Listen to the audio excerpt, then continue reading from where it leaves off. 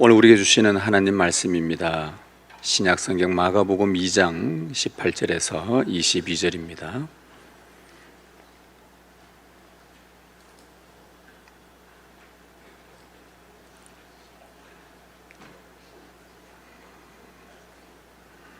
우리 한 절씩 교독하고 마지막 절은 같이 읽겠습니다. 요한의 제자들과 바리새인들이 금식하고 있는지라 사람들이 예수께 와서 말하되 요한의 제자들과 바리새인의 제자들은 금식하는데 어찌하여 당신의 제자들은 금식하지 아니하나이까?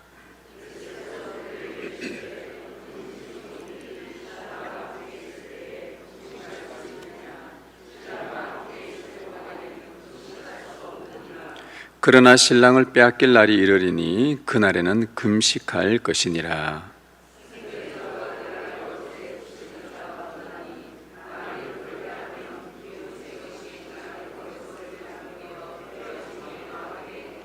같이 읽습니다.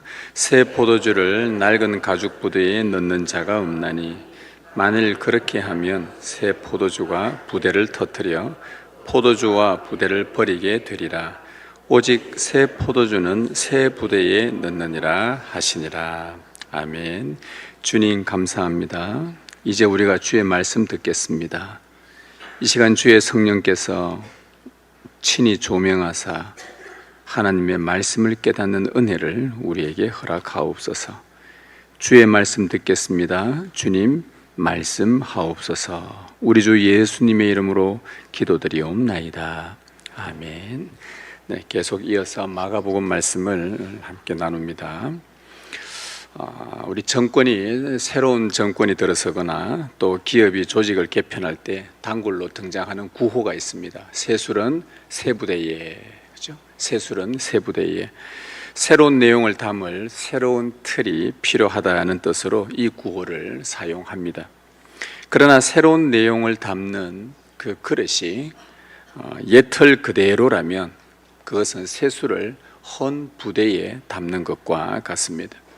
새술은 발효가 되어서 팽창을 하는데 그 낡은 헌 부대는 그 압력을 견디지 못하고 터져서 그 내용과 부대 둘 다를 버리게 된다는 말씀입니다. 담아낼 그 구조와 그 관행이 옛것 그대로라면 새 것과 충돌하여 결국 다 파괴되고 맙니다. 오늘 본문이 바로 새 포도주와 새 부대에 관한 말씀입니다. 금식을 둘러싼 그 논쟁을 통해 예수님은 새 포도주는 새 부대에 넣어야 한다라고 말씀하시면서 자기 자신이 누구신지, 예수가 누구인지, 또 예수님께서 이 땅에 무엇을 가지고 오셨는지를 선명히 드러내셨습니다. 예수님은 하나님 나라에 그 혼인잔치 신랑으로 오셨고 기존의 낡은 종교적 틀 안에 결코 가둘 수 없는 분임을 친히 오늘 이 말씀을 통해 보여주십니다. 그래서 오늘 설교 주제는 이것입니다. 새 포도주인 그리스도의 복음을 담기 위해 우리는 새 부대가 되어야 한다. 우리는 새 부대가 되어야 한다. 어떤 과정을 거쳐서 새 부대가 되며 또 그리스도의 복음을 담은 우리의 삶이 주의 재림 때까지 어떻게 진행되어야 하는지 함께 말씀을 듣도록 하겠습니다. 오늘 본문은 요한의 제자들, 세례 요한의 제자들과 바리새인들이 금식을 하고 있는데 그런데 예수님의 제자들은 금식하지 않고 있더라는 겁니다. 왜 금식하지 않느냐라는 이 질문에서부터 시작이 됩니다. 말씀 18절에 보시면 요한의 제자들과 바리새인들이 금식하고 있는지라 사람들이 예수님께 와서 말하되 요한의 제자들과 바리새인의 제자들은 금식하는데 어찌하여 당신의 제자들은 금식하지 아니하나이까? 이 당시 유대 사회에서 금식하는 사람들은요 어떻게 인지되어졌냐 하면 경건한 사람이다 라고 그렇게 인식되었습니다. 왜 그런가 하면 바빌론 포로 이후에 유대인들은 예루살렘 성전이 함락되고 파괴가 된 것 때문에 이 민족의 비극을 잊지 말고 하나님 앞에 늘 회개하면서 그렇게 1년에 4차례씩 금식을 했었습니다. 1년에 4차례요. 그런데 이 세례 요한의 제자들도 그들의 후손들이라 민족의 죄를 애통해하며 메시아가 회복할 날을 기다리는 전통에서 금식을 했었습니다. 세례 요한도 금식을 자주 했기 때문에 그 제자들도 마찬가지로 금식을 배웠겠죠. 따라서 이 당시 때 금식이라는 것은 죄로 무너진 성전을 바라보면서 애통해하고 회개하는 경건의 척도요, 또 종교적인 의무로 그렇게 만들어졌습니다. 근데 여기에다가 바리새인들은요, 한술 더 떱니다. 이것 갖고 모자란다. 1년에 이거 4번 해가지고, 원래 유대인들의 금식은 1년에 한 번 정해져 있었습니다. 하나님께서 율법의 대속죄일에 1년에 한 번 모든 백성들이 모여서 하나님 앞에 이 공동체의 죄를 두고 함께 울며 통곡하며 회개하는 한 금식을 주셨는데, 이제 민족이 그 아픔을 겪고 난 이후에 우리가 이것을 잊지 말자라는 그 차원에서 4번을 더 추가를 했습니다. 이제 스가랴에 그 말씀이 나오는데요. 그래서 합의 한 5번 정도 금식을 해요. 근데 이 바리새인들은 이것 갖고 되나? 이것 갖고 되나? 그래서 일주일에 금식을 월요일과 목요일 2번을 추가를 시킵니다. 일주일에 금식 2번씩 하면 1년에 몇 번이죠? 1년에 52주입니다. 곱하기 2 하면은 최소한 104번입니다. 거기다가 정기적으로 있는 5번 합치면 109번, 한 110번 정도 약 된다고 생각하시면 됩니다. 그래서 바리새인들은 자발적으로 이 금식을 전통으로 만들어 버렸습니다. 율법이 요구하는 것 이상으로 경건을 실천하면서 후에는 이것이 안 좋게 바뀌어버리죠. 자신들의 의의를 드러내는 종교적인 관습으로 만들어져 버린 것입니다. 자, 이에 반해서 세례 요한의 제자들 금식하고, 바리새인들은 과도하게 하고, 이스라엘 백성들도 금식이 있고 한데, 지금 이에 반해 예수님의 제자들을 보니까 저 죄인들하고 모이기만 하면 먹고 마셔요. 예수님이 참 포도주를 따라주시고 빵도 떼어주시고 먹고 마시고, 그러니까 이 사람들이 볼 때는, 야, 이 요한의 제자들과 바리새인의 제자들이 보니 예수님의 제자들의 모습 속에서는 거룩한 종교적 의무도 보이지 않고 경건함도 보이지 않고 이 모든 것들을 규정을 저버린 방종으로 보였던 거예요. 왜 당신의 제자들은 규정을 지키지 않습니까? 라고 예수님께 질타했던 그 내용의 실제적인 의미는 뭐냐? 예수님, 당신이 지금 하나님 나라 가지고 와서 여기저기 복음 전하고 있다 하는데 과연 그 하나님 나라 진짜 옳은 건 맞습니까? 당신이 말한 게 진짜 옳습니까? 옳다면은 왜 우리의 민족이 지금까지 가지고 온 전통적인 규례, 이 금식을 왜 지키지 않냐고. 옳다면은, 하나님 나라가 진짜 옳다면, 당신이 가져온 게 맞다면, 우리 이런 민족의 아픔들 회개하고 통회하고 애통해하면서 함께 기도하고 이렇게 해야 되는 건 맞지 않냐고. 당신의 전하는 하나님 나라 문제 있는 거 아니냐. 바로 이 말이었어요. 예수님에 대해서 한마디로, 나 당신 그 하나님 나라 못 받아들이겠다. 예수님께서 이 금식을 통해서 논쟁을 걸고 넘어온 이 사람들에게 몇 가지 비유를 말씀해요. 혼인집에 있는 신랑의 비유를 하나 하고, 생배조각과 낡은 헌옷 가죽 부대에 관련된 이야기를 하면서 세술은 세부대예라는 결론을 딱 맺습니다. 여러분, 예수님께서 신랑의 혼인집 신랑 비유로 풀어가십니다. 19절에 혼인집 손님들이 신랑과 함께 있을 때에 금식할 수 있느냐? 여러분, 할 수 있습니까? 없습니까? 지금 무슨 말인지 모르겠죠, 지금? 멍하고 있으면 1부 때는 멍해도 이해가 되는데 2부는 좀 깨어 있어야 됩니다. 지금 시간이 12시인데. 혼인집 손님들이 신랑과 함께 있을 때 금식할 수 있습니까? 결혼식인데 초대받아 갔는데 신랑과 함께 있는데 금식을 한다? 아니, 금식해서는 안 되는 거죠. 그런데 신랑과 함께 있을 동안에는 금식할 수 없다, 이거는 상식이다 라고 지금 주님께서 말씀하신 거예요. 여러분, 예수님이 금식이 필요 없다고 말씀한 겁니까? 때를 말씀하신 겁니까? 때를 말씀하신 거예요. 금식 다 필요 없다, 너그 전통 다 필요 없다, 이 말씀하는 게 아니라 지금은 금식할 때가 아니라는 거예요. 금식할 때도 있고 또 잔치로 기뻐할 때가 있고 혼주들과 같이 잔치에 참여받았을 때는 기뻐하고 또 상주들을 찾아갈 때는 위로하고 슬퍼하고 마음 아파하고 그럴 때가 있다는 거예요. 지금 예수님이 금식을 금하신 것이 아닙니다.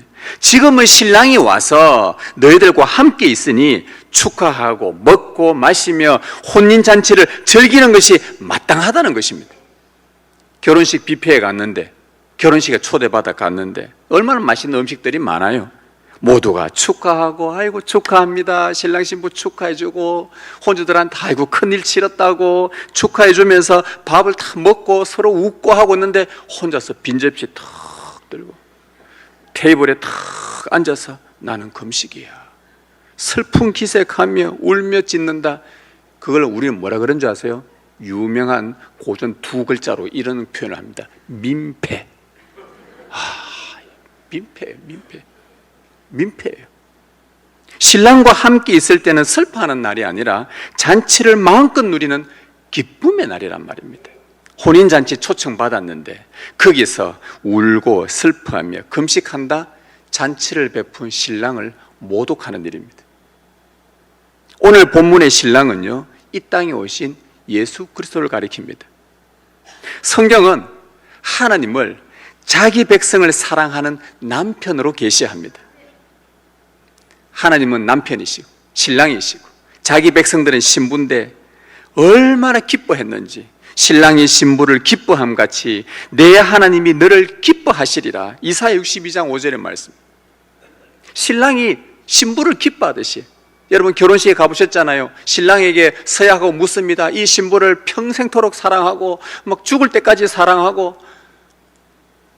이 여자만 사랑하고 뭐 하겠습니까? 하면 신랑이 어떻게 대답합니까?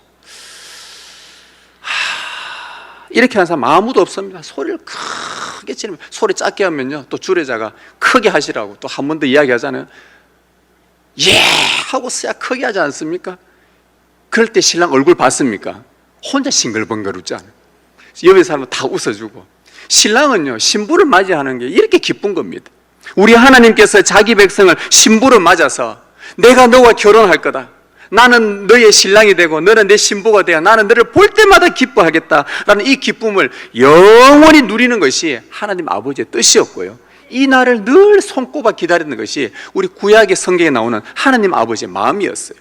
그런데 때가 되어서 하늘에서 하나님이, 신랑이신 주님이 이 땅에 자기 백성에게 찾아오시는 겁니다. 그 신랑이 자기 백성에게 찾아오니까 그 신랑을 맞이한 그 사람들은요 다 치유가 일어나고 회복이 일어나고 기쁨이 일어나고 너무너무 좋은 거예요. 그간의 고통과 슬픔이 사라지고 주님께서 찾아오신 즐거운 축제가 열린 것입니다. 왜 금식하지 않느냐? 라는 그 질타에 예수님이 대답하셨습니다. 신랑이 왔는데 신부가 울며 슬퍼하며 슬퍼하며 괴로워한다면 그것은 신랑에 대한 모독이다. 지금은 금식할 때가 아니라 나와 함께 즐거워하고 충만한 기쁨을 누릴 때다. 주님이 이렇게 말씀하신 것입니다. 여러분, 예수님께서 하늘에서 가지고 오신 이 새 포도주를 가지고 오셨는데, 새 포도주, 혼인잔치에 반드시 있어야 될 새 포도주, 이게 뭡니까? 이게 뭐겠습니까?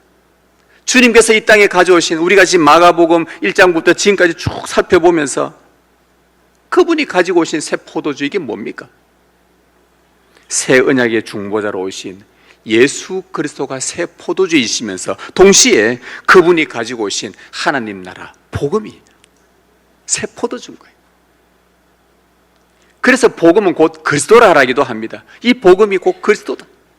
예수님이면서 동시에 그분이 하늘에서 가져온 이 땅의 인간들에게, 신부되는 자기 백성들에게 기쁨을 주고 즐거움을 주고 회복을 주고 다시 살리고 생명을 주는 이 하나님 나라의 복음, 새 언약의 말씀, 열병과 나병과 중풍을 묶고 있던 죄와 고통을 완전히 끝내버릴 그 생명, 성령의 능력으로 부어주실 그 기쁨, 이 새 포도주예요. 돌같이 완악한 심령도 뚫고 들어가서 회심하게 하는 전능한 말씀, 복음의 말씀, 이게 하나님 나라의 복음, 새 포도주입니다.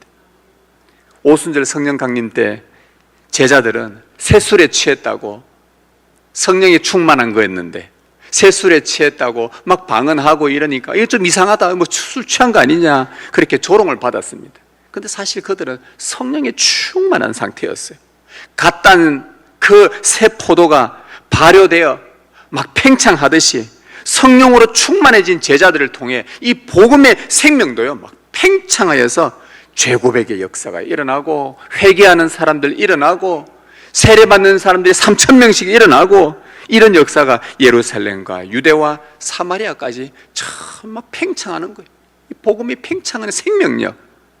따라서 새 포도주는 예수 그리스도 안에서 주어진 복음의 생명이요, 신랑이신 주님과 함께 있으면서 그분과 함께 먹고 마시며 그분의 말씀으로 충만하게 채워 친밀히 교제할 때 누릴 수 있는 하나님 나라의 기쁨인 겁니다. 이 포도는 그래서 성경에서 기쁨을 상징합니다.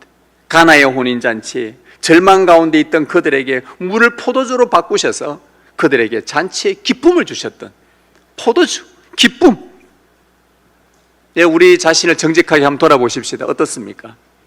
혹 우리의 신앙이 형식적인 이런 의무의 반복에 의해서 굳어져 있지는 않습니까? 바리새인들은 금식의 형식을 철저하게 지켰지만 110번이라는 그 정도의 횟수만큼 많은 이런 금식을 하면서 지켰지만 정작 예수님이 가지고 오신 복음의 생명은요 알지도 못했습니다. 여러분, 이게 뭐가 문제 있는 것 아닙니까? 금식 자체가 문제가 아니라 이 금식이 어떤 금식을 했길래 참 생명을 누리지 못하냐 이 말입니다. 왜 이것을 받아들이지 못할 만큼, 왜 이것을 깨닫지 못하는 그런 가운데 빠져 있냐는 것이죠.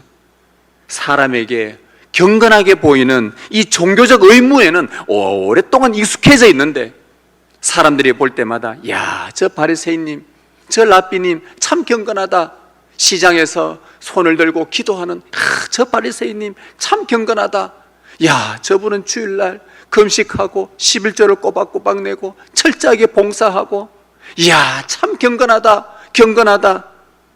이런 종교적 의무에 익숙했는데 정작 복음의 기쁨은 하나도 누리지 못하는, 우리가 이걸 돌아봐야 되는 것입니다. 여러분, 복음은요 지금 예수님으로부터 선포된 지 지금까지 기간으로 따지면 그 2000년의 세월이 지나온 겁니다. 2000년 동안 복음이 선포되었습니다. 여러분, 2000년 정도 지나면 우리는 다 어떤 생각하냐? 오래된 거, 낡은 거, 별것 아닌 거, 그렇게 치부해버립니다. 여러분, 집에 있는 물건 한 얼마 동안 안 쓰면 다 갖다 버립니까? 그런데 복음은 2000년 동안요, 요즘 사람들요, 요즘 교회 안에서, 많은 교회들 안에서 그런 생각하는 사람이 있습니다. 복음 말고 또 뭐 더 필요하지 않나? 우리 교회에 그걸로 다 되나? 설교 가지고 다 되나? 복음 가지고 다 되나? 뭐 더 필요하고 뭐 더 필요하고. 예, 필요할 수 있습니다. 그런데 그것이 절대시되는 순간부터 우리 사람은 연약한 죄성을 갖고 있어서 본질 외의 것들에 생각보다 관심 많아요. 거기에 자꾸 힘을 실어주고 절대시되는 순간, 그때부터요 참된 복음인 본질을 이것보다 이것을 더 중요하게 여기면서 본질을 버리는 경우, 반응하지 않는, 예배는 그냥, 설교 시간에 예배는 그냥 예배일 뿐이고 나의 신앙생활 전체에서는 이거 별로 그렇게 중요하게 여기지 않는, 지금 그런 시대가 대한민국의 영적 상태입니다. 교회들의 영적 상태예요. 여러분, 이 복음은요 2000년이나 지났지만 여전히 새 포도주인 복음은 정체되지 않고 팽창하면서 세상 곳곳, 지구촌 곳곳에서 지금도 생명력을 갖고 역사하고 있습니다. 여전히 복음으로 사람이 바뀌고 있고요, 여전히 복음으로 교회가 세워지고 있고요. 여전히 복음으로 사람은 새로워지고 있습니다. 이것 말고 다른 것이 있다고요? 복음은 돌 같은 심령을 깨부수는 그 힘이 변함없습니다. 문제는 우리가 날마다 복음이 주는 은혜 앞에 나아가지 않는 게 문제지, 복음 자체는 아무런 문제가 없습니다. 주님은 우리에게 묻고 계십니다. 너는 지금 나와 살아있는 관계 속에서 복음의 기쁨을 누리고 있느냐? 너는 지금 복음의 소리에 예배 때마다 들려주시는 하나님의 천국의 이 말씀에 너의 굳은 심령이 늘 새로워지는 은혜 역사가 지금도 나타나고 있느냐? 낡아 빠진 거냐? 지금도 역사하고 있느냐? 그리고 우리는 끊임없이 또 물어야 됩니다. 우리 교회에 정말 중요한 것이 뭐냐? 예수 그리스도와 그의 복음을 우리가 가장 중요하게 여기는가? 아니면 그분의 이름을 빙자한 익숙한 종교적 의무? 거기에 눈이 더 쏠리고 그걸 더 남들이 알아주니까 복음에 깊이 빠져있고 복음으로 깊이 교제하는 것은 별로 재미없는 것 같고, 주변의 그 그릇들 가지고 이거 하고 저거 하고 저거 하면 뭔가 내가 되게 하는 것처럼 남들로부터 인정도 받고, 아이고 저분 참 잘한다, 아이고 저분 없으면 되나, 거기에 마음 다 빼앗겨버리는 주님 이름 빙자한 익숙한 종교적 의무에 우리 교회가 중요하게 여기고 있는 것은 아닌가? 여러분, 무엇이 더 중요합니까? 그리스도와 복음의 말씀이 선포되는 주일마다, 예배 때마다 여러분 이 복음 때문에, 이 복음이 들려주시는 성령의 은혜로 충분히 기쁨을 누리시길 바랍니다. 그러면 새 포도주가 우리 안에 발효되어 팽창하듯이 여러분 안에 이 복음의 기쁨이요 충만해지면 자연스럽게 이것이 우리 지체들에게 그냥 우리의 마음에 있는 것이 입으로 나오지 않습니까? 흘러나오고 집에 가서 나의 사랑하는 가족들에게 이 복음에 있는 이 기쁨들이 또 흘러나갈 것이고, 나의 지체와 가족들에게 자연스럽게 흘러갈 것입니다. 여러분, 이것이 형식적인, 이렇게 되면 형식적인 의무만 지키는 종교인에 머물지 않다는 증거입니다. 이것이 은혜의 보좌에서 외치는 복음을 기쁨으로 받고 있다는 증거입니다. 신랑 되신 그리스도께서 부어주시는 은혜의 새 포도주, 말씀과 기도로 주님과 친밀히 교제할 때 이 속에서부터 솟구쳐 오르는 그 구원의 기쁨, 여러분 온전히 누리실 수 있기를 진심으로 소망합니다. 새 포도주예요. 두 번째로 우리가 살펴볼 것은 새 부대입니다. 예수님의 오늘 말씀의 요지가 바로 여기서 나옵니다. 새 부대. 예수님은 은혜의 새 포도주만 말씀하신 것이 아니라 이를 담을 새 부대를 준비하라고 말씀하셨습니다. 21절 22절 보십시오. 생배 조각을 낡은 옷에 붙이는 자가 없나니 만일 그렇게 하면 기운 새 것이 낡은 그것을 당기어 헤어짐이 더하게 되느니라. 새 포도주를 낡은 가죽 부대에 넣는 자가 없나니 만일 그렇게 하면 새 포도주가 부대를 터뜨려 포도주와 부대를 버리게 되니라. 여러분, 낡은 옷에다가, 이제 곧 버려질 만한 낡은 옷에다가 생배 조각을 딱 덧대면요, 서로 당기는 힘 때문에 옷이 더 찢어져 버립니다. 이처럼 낡은 가죽 부대에 새 포도주를 담으면 이것이 발효가 되고 팽창하는 그 압력을 견디지 못해 낡은 가죽 부대가 다 터져버린다는 말입니다. 그래서 새 포도주는 낡은 가죽 부대에 넣는 자가 없나니, 다시 말하면 예수님 말씀은 이거는 상식이다. 누구도 이런 짓 안 한다. 왜? 포도 다 버릴 일을 왜 하냐? 그런데 예수님이 말씀하신 핵심이 이거죠. 새 포도주인 그리스도의 복음, 내가 왔는데, 내가 하늘에서 왔는데, 복음을 가지고 왔는데 왜 너희들의 마음은 여전히 낡은 부대로 있느냐? 상식대로 살지 않고 있지 않느냐? 너희가 상식은 너무나 잘 알고 있는데 왜 여기에 대해서는 너희들의 낡은 전통, 이 가죽 부대를 계속 고집하면서 살아가냐? 그 이야기입니다. 여러분, 이 본문에서 새 포도주를 담아내지 못하는 낡은 가죽 부대가 뭘까요? 제가 오늘 낡은 가죽 부대 세 가지를 말씀드리려고 합니다. 이 세 가지를 알면 바리새인들의 정체를 우리는 공부할 수 있을 것입니다. 오늘 바리새인들이 무엇을 강조하며 무엇을 붙들고 왜 예수님께 그토록 책망받았는지 한번 살펴보려고 합니다. 이 낡은 가죽 부대가 가리키는 것 세 가지가, 제가 요약해서 세 가지입니다. 첫 번째는 뭐냐? 사람들이 만들어낸 굳어진 종교적 전통입니다.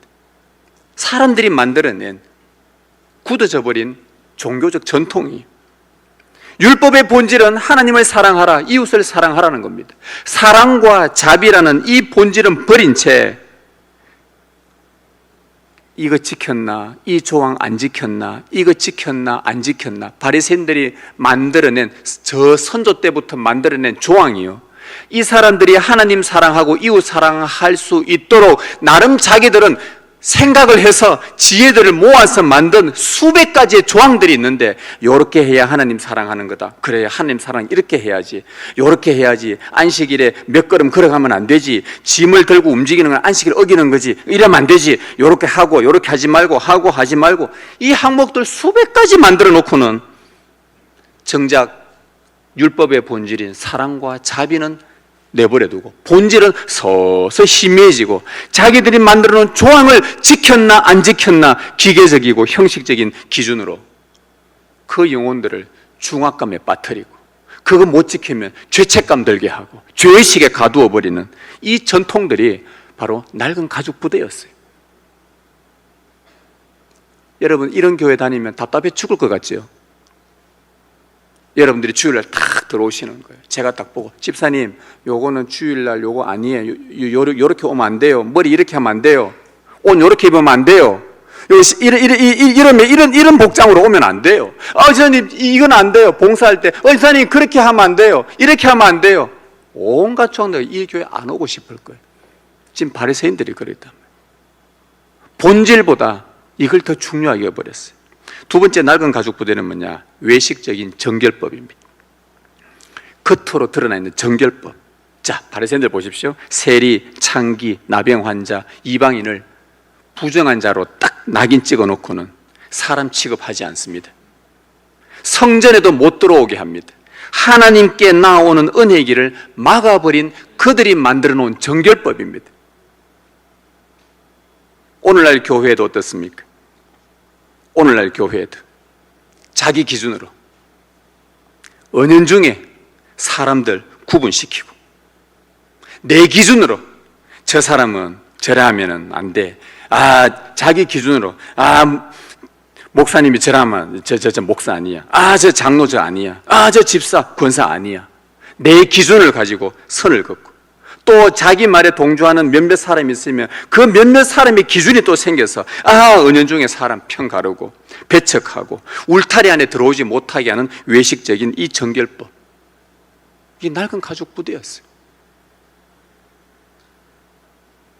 오늘날 교회들이 본질보다 관습이 우상화되어서 우리는 지금까지 이렇게 해왔다며 관행과 기득권을 복음의 생명력보다 더 절대시하는 모습, 이 외적인 정결법, 이것을 더 강하게 보존하려는 이 모습, 낡은 가죽 부대예요. 여러분, 세 번째 낡은 가죽 부대는 뭐냐? 사람에게 보이기 위한 경건의 모양입니다. 금식, 기도, 구제하는 것, 이런 것들은 하나님과 진실한 교제, 거룩한 주님과의 교제를 하기 위한 도움을 주는 도구들인데, 이것으로 자기 거룩함을 과시하는 자기 의가 되어버린 거예요. 여러분, 예수님도 산상수훈에서 금식과 기도와 구제를 하라고 하셨습니다. 이 자체가 문제가 아니에요. 이걸 가지고 내가 마치 그렇게 잘 지키는, 나는 거룩한 사람인 것처럼 자기 의를 드러내는 것이, 오늘날 교회도 복음에 감격이 없는 기계적인 주일 성수, 습관적 봉사, 말씀의 진실한 교제보다 보이기 위한 경건의 모양으로 나타납니다. 여러분 보십시오. 이 세 가지 낡은 가죽 부대, 교회 안의 전통, 여러분 이거 나쁜 건 아닙니다. 거룩의 기준, 나쁜 건 아니에요. 경건 훈련 모두 다 중요하지만, 그러나 그러한 외적 장치들이 절대화되는 순간, 우리 나름 우리 스스로 계속 견고한 성을 쌓는 순간 영적 생명을 막는 걸림돌이 되고 만다는 것입니다. 바리새인들이 여기에 너무 철두철미했기 때문에 막상 하나님 나라의 복음인 생명이신 예수 그리스도가 왔음에도 그분을 거부하는 걸 보십시오. 지금 마가복음 2장에서 바리새인들이 예수님의 죄 사함하는 권세, 죄인들과 함께 밥 먹는 식사하는 거 이거 비난하다가 나중에 3장 가보십시오. 어떤 일이 벌어지는가? 논쟁을 5번 딱 겪고 나서 바리새인들이 내린 결론, 저 예수 죽이자. 제거해야 되겠다. 자기 스스로들이 낡은 부대인데도 스스로 깨닫지 못하고 외적 장치들이 복음의 본질보다 더 절대화시키면서 새 포도주인 그리스도를 위협하며 거부해버린 것이 그들의 금식이었습니다. 무슨 하나님이 기뻐하실 금식이겠습니까? 무슨 하나님이 기뻐할 기도겠습니까? 무슨 하나님이 기뻐할 주일 성수겠습니까? 무슨 하나님이 기뻐할 헌금이고 봉사겠습니까? 낡은 부대는 복음의 생명력, 기쁨, 능력을 담아낼 수가 없어요. 따라서 예수님의 비유의 핵심은 새 포도주 담으려면 너희들 새 부대가 되어야 한다. 지금 이게 요지입니다. 너희 마음이 새로워져야 된다. 그래서 사도 바울은 편지를 쓸 때마다 너희 마음을 새롭게 해라. 마음을 새롭게 해라. 새 부대가 다른 말로 새 마음입니다. 새롭게 해라. 그러면 우리는 이 견고하게 사로잡혀 있는 이 전통들, 외식, 사람에게 보이기 위한 경건, 좀처럼 바뀌지 않는 나의 고집, 교만, 이거 어떻게 꺾어야 됩니까? 어떤 과정을 거쳐 우리가 새 부대가 될 수 있다는 말입니까? 우리는 불가능한 겁니까? 안 되는 겁니까? 아이고 저 사람 뭐 안 되겠더라. 세월 지나도 안 바뀌더라. 안 된다. 불가능한 겁니까? 우리는 어떤 과정을 거쳐 새 부대가 될 수 있는가? 여러분 20절 말씀 보십시다. 그러나 신랑을 빼앗길 날이 이르리니 그날에는 금식할 것이니라. 이게 우리에게 주는 힌트입니다. 예수님이 정말 말씀 잘하셔요. 정말 말씀 잘하셔요. 정말 천재예요, 천재. 그거는 신이시니까. 우리가 생각하는 천재와는 차원이 다른 분이에요. 신랑을 빼앗길 날이 이를 것인데 그날에는 금식해라. 신랑을 빼앗길 날이 언제입니까? 신랑이신 예수님이 빼앗긴 날, 그분이 제자들에게서 떠나간 날이 언제입니까? 체포되고 고난받으시고 십자가 죽으시고 부활 성천하시고 하늘로 올라가 버린 게 빼앗긴 날이에요. 언제 돌아오십니까? 언제 돌아오지요? 날짜를 말하면 이단이 되고, 예수님 이때 오십니다, 이단이 돼요. 언제 옵니까? 아버지의 뜻에 달려 있어요. 다시 말하면 재림 때까지, 주님께서 성천하시고 재림 때까지 사도들이 활동했던 그때부터 오늘 우리들이 살고 있는 이 시간을 포함해서 주님 오실 그때까지 이 기간이 바로 교회들이 고난과 시련에 직면하며 말씀 붙들고 살면서 당하는 환난의 때, 이때가 바로 신랑을 빼앗길 때란 말입니다. 이때 뭘 하라는 거예요? 이때 금식해라. 나의 신앙이 타성에 젖어서 위선과 교만이라는 이 낡은 부대, 옛자 관습을 깨트리고 회개하는 은혜를 얻기 위해서 너희가 하나님 앞에 애통해하며 슬퍼하며 금식하며 주님의 은혜를 구해라. 이런 일은 어떻게 가능합니까? 이런 일이 어떻게 해야 가능합니까? 우리 스스로 마음 먹는다고 됩니까? 아니요, 성령님이 오셔야 가능한 거예요. 그래서 참 놀라운 것은 예수님이 빼앗긴 날 누가 오십니까? 예수님이 성천하신 날 그 다음에 누가 오셨습니까? 성령님이 기가 막혀 오셔서, 그래서 예수님이 하신 말씀이 정말 놀라운 말씀이에요. 그분이 빼앗긴 날 이곳에 성령님이 오셔서, 성령님이 오셨어요. 그분이 오신 목적이 뭡니까? 에스겔 36장의 말씀에 내가 온 것은, 성령이 온 것은 너희들의 굳은 딱딱한 마음을 기경을 해서 갈아엎어서 부드러운 마음을 만드는 것이 내 목적이다. 그래서 그 부드러운 마음에 뭘 심으려고요? 하나님께서 준비하신 새 포도주, 하나님 나라의 복음, 생명의 씨를 심기 위해서 너희 땅이 기경되어지는 거예요. 돌같이 굳어진 백성의 마음을 부드럽게 하시려고 성령님이 오신 거예요. 사랑과 자비보다 전통만 강조하고 토용보다 배척하며 진실한 믿음보다는 보이기 위한 경건 때문에 오래도록 굳어져 있는 그 돌 같은 마음 부수기 위해서는 성령님의 역사가 필요한 것입니다. 성령께서 쟁기를 가지고 낡은 마음들이 경작되어 복음을 받을 수 있도록 새 마음으로 바뀌도록 회개하고 주의 은혜를 구할 때 우리는 그 새 부대 새 마음 되어 말씀을 그대로 받을 수 있는 그런 자가 되도록 하기 위해서 오셨다는 말입니다. 여러분, 길가밭을 보십시오. 딱딱한 밭이어서 마음이 딱딱해서 아무리 씨앗을 뿌리도 들어가지가 않아요. 뭐가 필요합니까? 성령께서 옥토로 만드셔야 돼요. 가시떨기, 돌짝밭 조금 은혜 받았다고 야 나는 믿음이 좋다고 웃기는 소리 하지 마십시오. 여러분, 뭐 내가 좀 은혜 받았다고 성령 충만했다고 나는 막 굉장히 복음이 내 안에서 막 끓어 넘치는 것 같습니까? 돌아서면 딴 사람 돼요. 돌아서면 딴 사람 돼요. 조금 기쁘고 좋다가도 옥토가 아니어서 열매를 못 맺습니다. 성령께서는 우리 마음을 계속 막 파헤쳐요.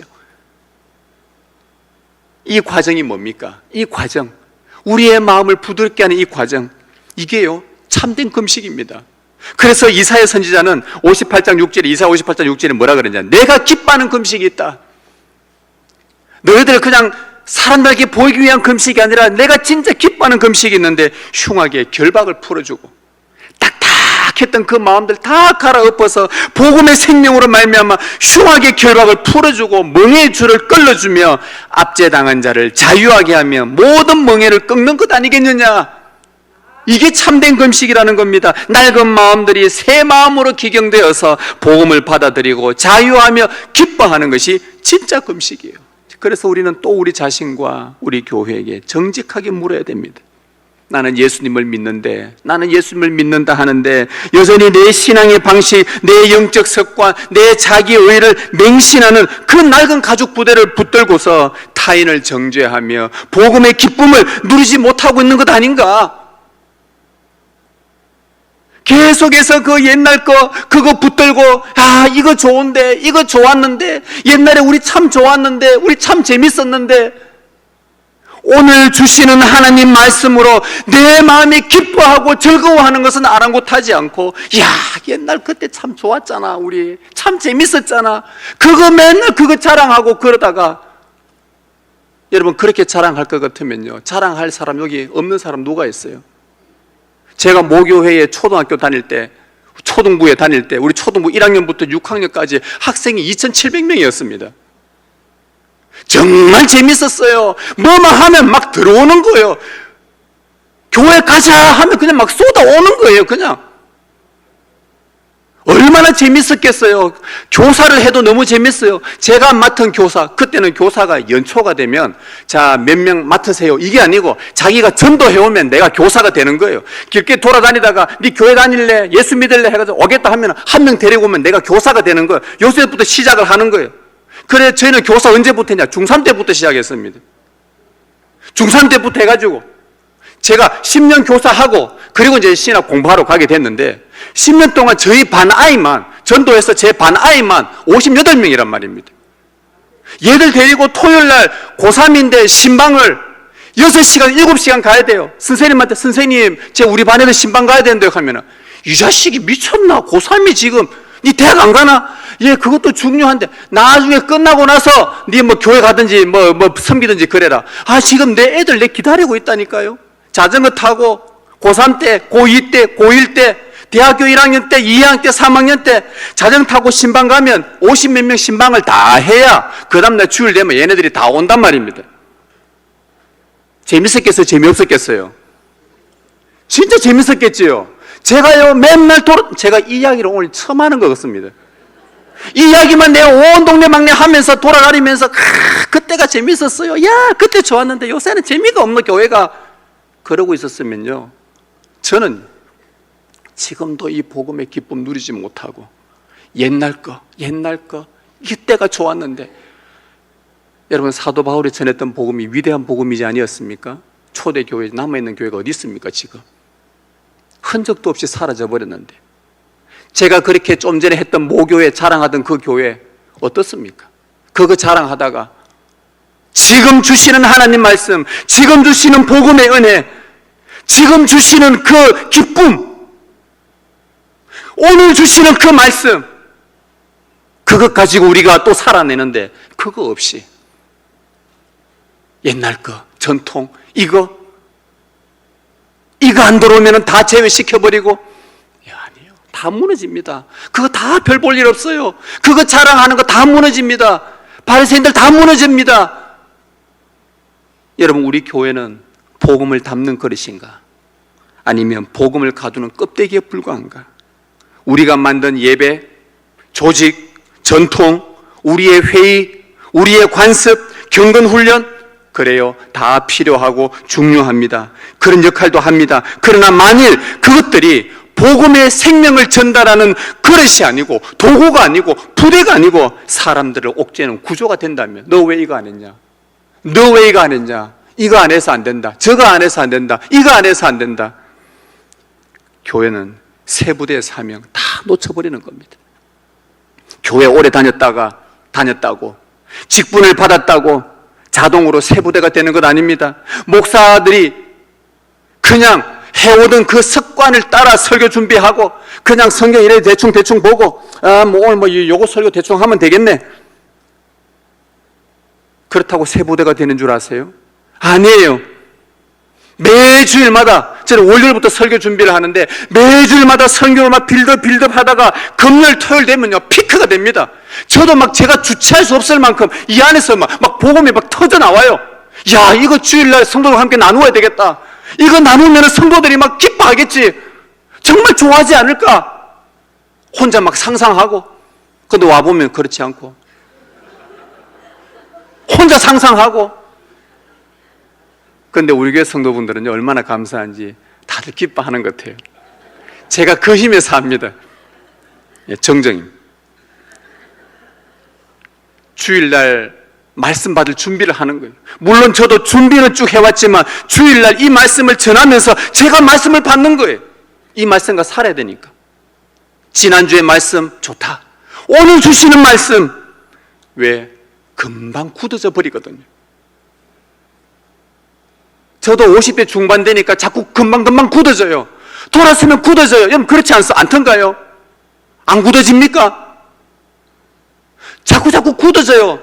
뭐 하나 받아들이면 이거 막 고집스럽게 뭔가 자꾸 제가 굳혀가지고, 유도 선수도 아니고 자꾸 굳히게 더 가려고 그래요. 자꾸 막 굳어지려고 그래요. 좀처럼 변하지 않는 이제 나이가 점점 되어가는데, 그래서 제가 하나님께 기도하기를, 주님, 제가 죽을 때까지는 하나님하고 약속할 때 할게요. 죽을 때까지는 말씀 연구와 묵상 놓치지 않도록 제가 기도하겠습니다. 그래서 저는 치매 걸리면 안 돼요. 막판에 치매 걸리가 성경 안 보고 이라고 있으면 안 된단 말이에요. 그래서 제가 기도하고 있습니다. 죽을 때까지 말씀 앞에 설 수 있도록, 이 연구할 수 있도록. 설교하지는 않겠지만 혹 누군가 성도들이나 이웃들을 만났을 때에 이 복음 함께 기쁨 나눠주자. 말씀만이 나의 굳은 심령을 기경할 수 있기 때문에 자꾸 굳어지는 이 나이 때에 이 말씀 붙들어야 되겠다.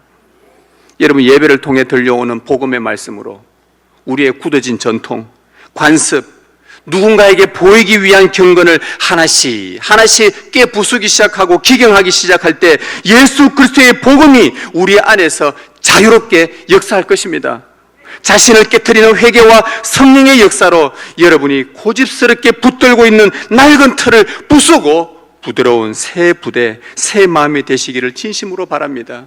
사랑하는 성도 여러분, 우리는 복음의 새 포도주를 새 부대에 담아야 할 거룩한 사명을 받은 주님의 교회입니다. 그리스도께서 가져오신 새 언약의 복음, 그 은혜와 기쁨은 결코 딱딱하게 굳어진 형식주의의 틀 안에 갇혀 있을 수가 없습니다. 하나님은 지금도 이 풍성한 복음을 담을 새로운 그릇, 곧 성령으로 날마다 새로워지는 이 마음이 살아있는 은혜의 공동체를 지금도 찾고 계십니다. 주님을 빼앗긴 날부터 다시 오실 때, 재림 때까지 새 포도주인 이 복음의 본질에 여러분 삶 전부를 걸어보십시오.